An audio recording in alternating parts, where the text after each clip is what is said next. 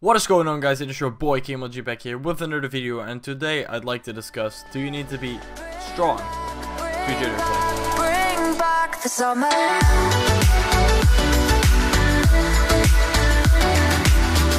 Right, guys, so first, to answer this question, we need to understand what the definition is of strong. How do we define strong? So there's two things I found online, which the first of these is having the power to move heavy weights or perform other physically demanding tasks. So this means, I don't know, working out or something, right? Or the second definition they say is able to withstand force, pressure, or wear. So, for example, wearing some heavy object or diving, and there's a lot of like G-force or whatever in the plane or whatever, right? Diving, that kind of stuff. So most people define strong by the first definition. They see it like muscle or whatever, right? Or like tricep, bicep, how many reps you can do of something. That's what most people define as strong. So we'll use that definition for now, because withstanding force doesn't really have to do with this. Pressure does though. So I'd like to kind of mix them both in, right? So first we need to understand what muscle we're using. So I'm going to show you. I'm just going to tell you, and then I'm going to give you something you can see for yourself if you don't believe me, right? So I'm gonna Jitterclick and you'll see what's going on. Okay, so if you're not seeing it, look over here. If I Jitterclick, I'll put it on the mouse. See, if I Jitterclick, my whole forearm region starts to flex.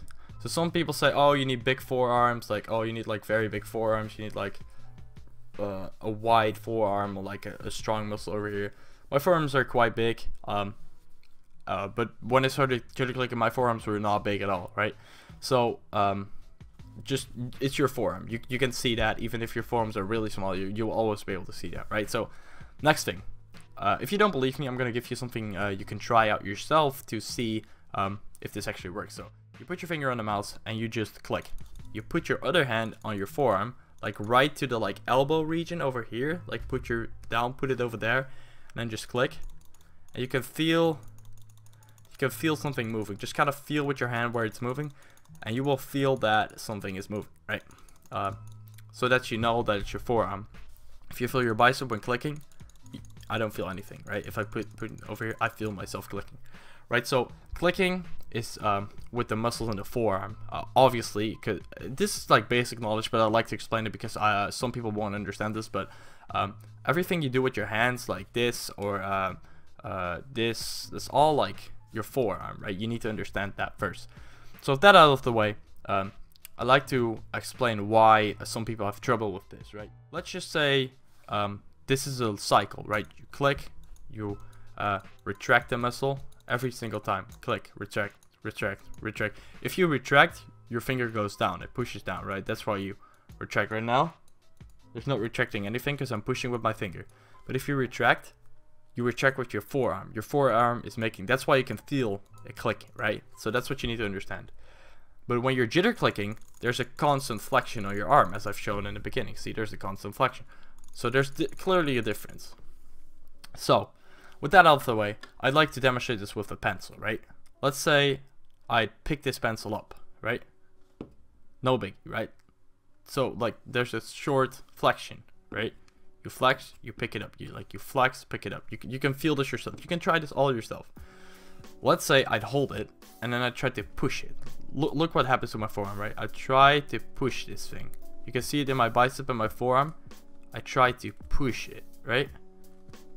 There's like a static hold.